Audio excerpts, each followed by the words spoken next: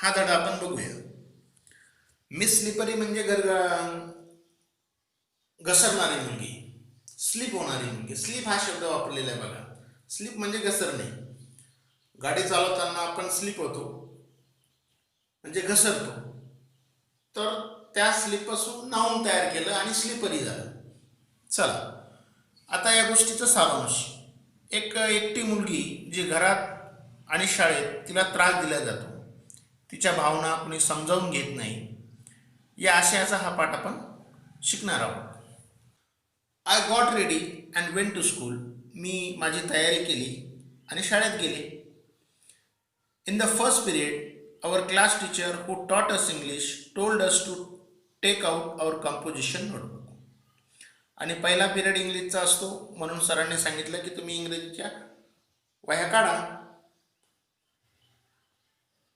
I took out the mathematics notebook by mistake. परंतु चुकीने माझ्याकडून गणिताची वही निघाली.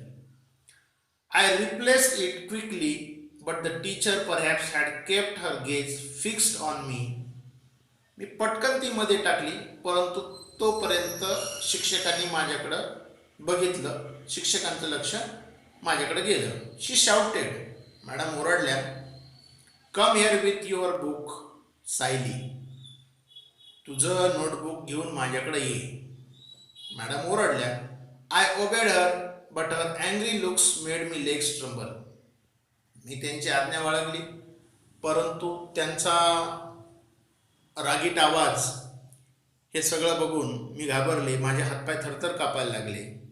And when I reached her chair the notebook fell on her feet. आणि ज्यावेळेस मी मॅडमच्या खुर्चीपर्यंत गेल्यानंतर माझे हातपाय थरथर कापायला लागले आणि माझ्या हातातून ती वही निसटली आणि मॅडमच्या पायावर पडली.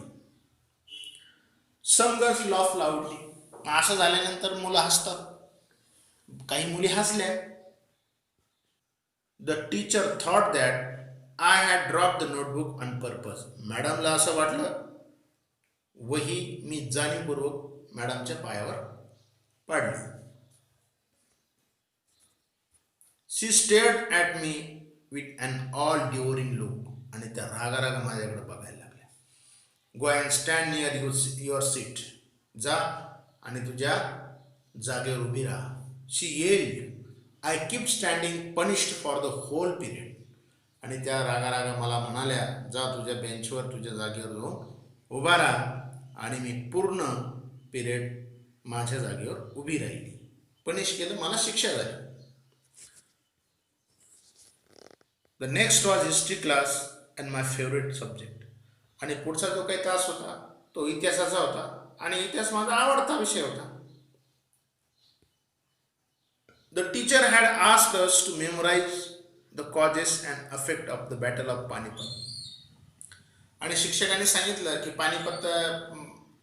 पानिपतच्या युद्धाचे कारणे आणि परिणाम हे तुम्ही तोंडपाठ करा. I was well prepared. माझी चांगली तयारी झालेली होती. She began testing all of us one by one. आणि मॅडम एकेकाचं पाठांतर घ्यायला लागले. When my turn came I went blank. ज्या वेळेस मला विचारण्यात आलं त्यावेळेस मी पूर्णपणे ब्लँक झाले, मला काहीच आठवेना. The teacher give me a stern stare. I stood there still with my head hanging down in a shame. आणि मॅडमने माझ्याकडे रागाने बघितलं आणि मला माझीच लाज वाटली आणि मी खाली बघितलं. Mama and papa continued their never ending tips. आई आणि वडिलांचं, ममा आणि पप्पांचं नेहमी भांडणं असायचे. नेव्हर एंडिंग टिप्स म्हणजे ते भांडण कधीही न संपणारे असायचे, कायम कुरकुर चालायची.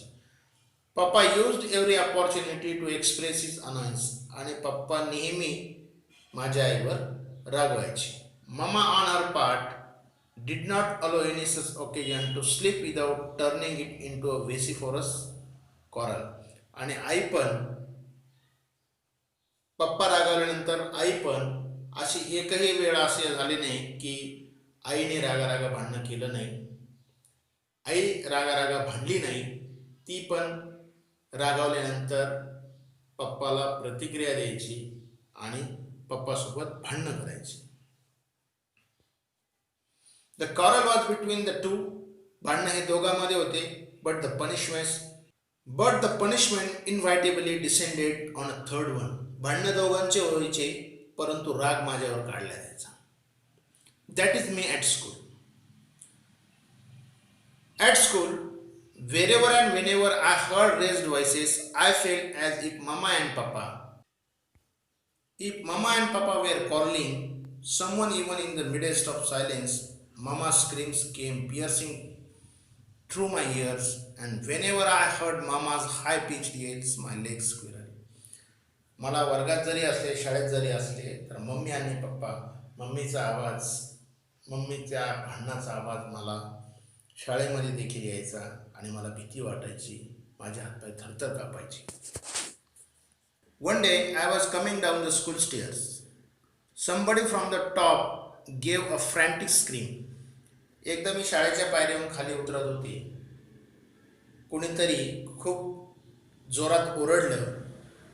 फ्रँटिक म्हणजे खूप जोरात ओरडणे. In extreme fear, tumbling down, I fell and came tumbling down about 7 steps. आणि मी पडले आणि जवळपास 7 पायऱ्या खाली घरंगळत आले, खाली लोळत आले. My elbows and knees were badly burst. माझे गुडघे आणि कोपर यांना चांगलं लागलं. My new frock was torn at the seams. आणि माझा फ्रॉक पण फाटला. When I reached home, Mama shouted. ज्यावेळेस मी घरी गेले त्यावेळेस मम्मी मला ओरडली. I am sick of you. मला तुझा वैताग आला. When will you stop making me pay through my nose for such extravagant losses? कधी तू अशा प्रकारचे कामं थांबवशील? तू मला परेशान करणं कधी थांबवशील? अशी ती आई त्या सायलीला म्हणू लागली. Mother seized me by the arm, gave me a good jerk and seated me on the bed. आणि मम्मीने मला खांद्याला पकडलं आणि धपकन खाली बसवलं. She faced an antiseptic lotion. आणि तिने त्या जखमीवर अँटीसेप्टिक लोशन म्हणजे मलम लावलं. and applied it to my elbow and knees. कोपऱ्याला आणि गुडघ्याला तिने ते मलम लावलं.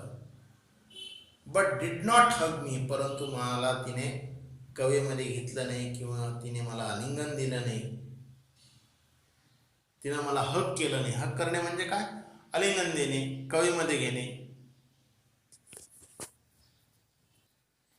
Within me lingered an yearning that she would hold me and console me.